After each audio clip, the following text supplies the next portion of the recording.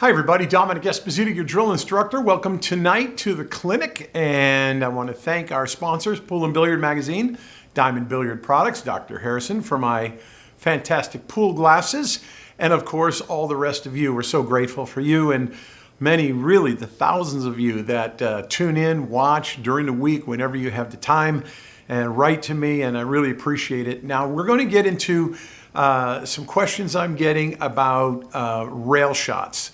And what kind of drills could I work on? What would help me with my problems shooting on the rail and seeing the shot? So I'm going to get right into this tonight, and I'm going to actually, in between the shooting, I'm going to try to give you some very specific instruction on actually working with rail shots. So as you can see here, I'm going to set up the table in a pattern here that I'd like you to work with. This pretty much covers at least 90% of the kind of rail shots you're going to get. You're either shooting to your right, to your left side. You're either going to be shooting off the short rails, off the long rails, and of course you're going to have both sides of the table so they're reversed, and that way we're covering every combination, which for the sake of you seeing me well, I'm just not going to turn my back to you and shoot to this direction, so I can do everything in this direction. Now, what we've got here is a dozen balls up on the table. I put them on the diamond spots. There are two levels I want you to focus on, level 1, level 2. Right now, the balls are all frozen to the rail, and then at the next level, you can actually move them off the rail from between 1 to 3 inches, at the most 3 inches, and begin to shoot those. Now, here's the real key thing I want you to understand physically and mentally about rail shots. You still have to do the exact same cut, whether it was open to the table or against the rail.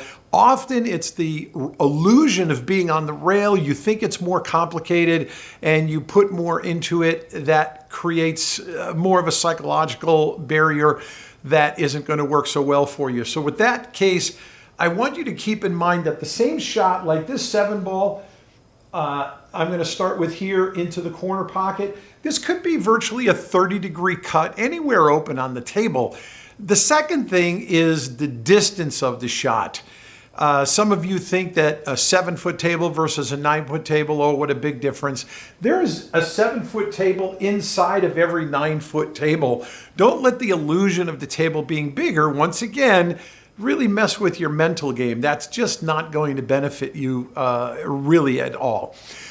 Another thing that I want you to understand is when you're applying different spins, whether it be somewhere in the top or the bottom, do everything you possibly can to shoot your rail shots with no more than a half to a tip of English of inside or outside. If you do much more than that, you can really complicate the shot, and you could be better off using 2 tips of bottom with a half a tip of inside as opposed to trying to go 2 to 3 tips of inside, and your deflection is going to throw you off if you're not really aware of how to compensate the deflection of your shot. The last thing I want you to be aware of is don't let the illusion of the dark pocket. This often is where a lot of players get in trouble with their rail shots.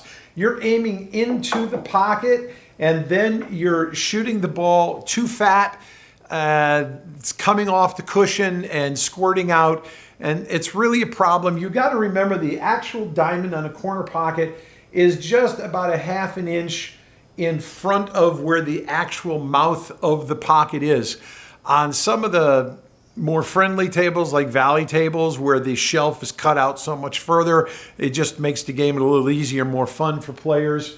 But again, right here where you can see the ferrule on my stick, that's where you should be aiming there if you're looking for where is your actual ball track, your pocket track going to be going to. So let's actually get into the shots, and we're going to work with these for today. We'll take a little bit of time.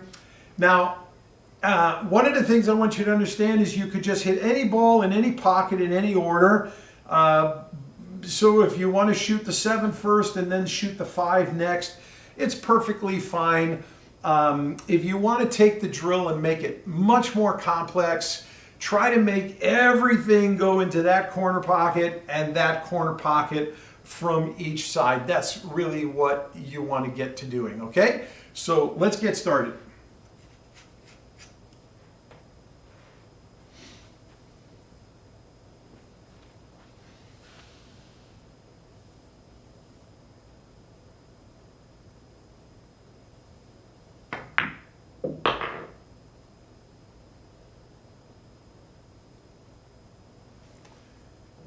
Okay.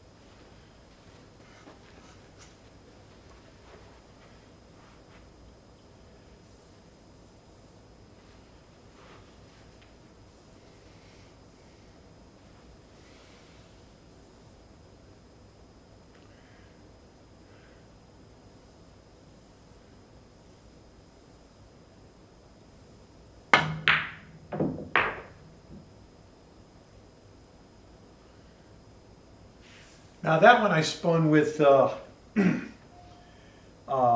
bottom and inside, so a bottom left, two tips of bottom, two tips of left.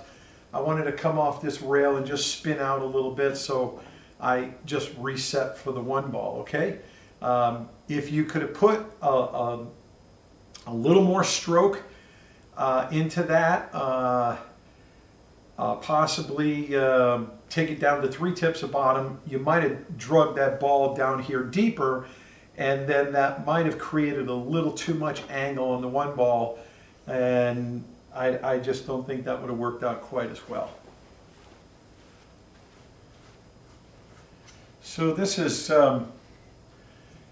one where I'm going to use a half a tip outside spin on the cue ball. That would be a half a tip left. I want to get a little bit more of a natural roll to come out for the 15 ball. If I were to just roll it center, it would probably give me a little too straight of an angle.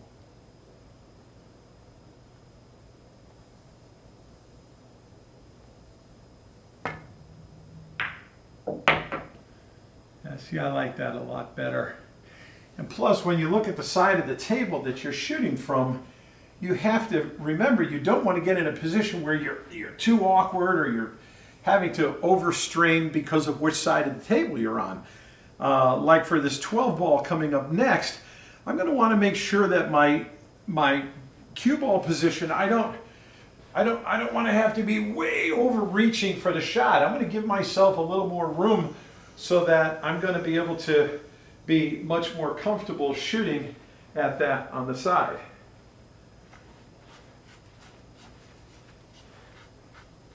Okay, basically that's it. So you continue to work on, again, both sides of the table. That way you're getting both your left cuts, your right cuts. Remember to take them 1 to 3 inches off the rail as well. Level 1, hey, you beginner intermediate players, don't be too freaked out by this. Any ball, any pocket, in any order. But level 2, you more advanced and pro level players, what I'm doing here to demonstrate for you, shooting them all into one specific side and making those positions that you need to make for getting there. You just get there. Okay. So that's it, everybody. Remember, aim straight, shoot straight, split the pocket. That's the drill instructor way. I'll look forward to putting this clinic back together for you again next week, Lord willing. And until then, God bless you. I'll look forward to seeing you. Bye-bye.